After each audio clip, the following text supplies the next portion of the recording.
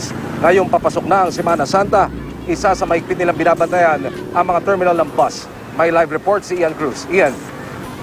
Yes, Emil, tama ka, no, naka-heightened alert na itong Philippine National Police dahil malapit na nga itong Semana Santa. Pero Emil, bago yung balita ko sa Araneta Center Bus Terminal ay nagbabala rin ng PNP Anti-Cybercrime Group na huwag daw i-post sa social networking sites ang travel plans ngayong Semana Santa. Kung gusto nga mag-post ay gawin na lamang daw ito kung malapit na nga kayo sa bahay pa uwi. I-customize din daw ang mga makakakita rito. Kaya't i-deactivate o gawin generic ang inyong location para na rin sa inyong seguridad. At tama ka, Emil, naka-heightened alert na nga ang PNP ngayong pasok na ang Semana Santa. Tulad na nakaugalian, tiyakin daw na nakakandado ang bahay na iiwan, ihabilin ito sa mga pinagkakatiwalaang kapitbahay at wag na wag daw magpapaskil ng notice sa labas ng bahay na nasa bakasyon kayo. Sa pagbiyahe naman sa mga pampublikong sasakyan, dapat daw dumating ng maaga sa terminal.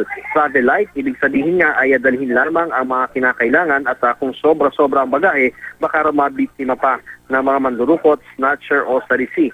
Ang mga pulis ay nakabantay naman daw sa iba't ibang terminal pangontra sa krimen, kaya payo ng PNP ang pagiging alerto pa rin ang magiging susi upang makaiwas sa peligro sa mga biyahe ngayong Semana Santa. Tiniyak naman, Emil, ng pamunuan ng Araneta Center Bus Terminal na sapat ang biyahe nila sa mga susunod na araw. Sa ngayon nga, Emil, ay nasa 300 bus kada araw ang bumabiyahe patungo sa iba't ibang destinasyon kagaya ng Bicol, ng Visayas at sa Mindanao. Pero Emil, sinabi nila sa atin na simula sa araw ng linggo hanggang sa mga susunod na linggo ay maaari daw umabot ng 500 bus kada araw ang aalis mula sa Araneta Center Bus Terminal. Sa ngayon, Emil, ay tinitiyak din nila ang seguridad ng mga babiyahe mula rito sa Maynila. Emil? Ian Cruz, maraming salamat.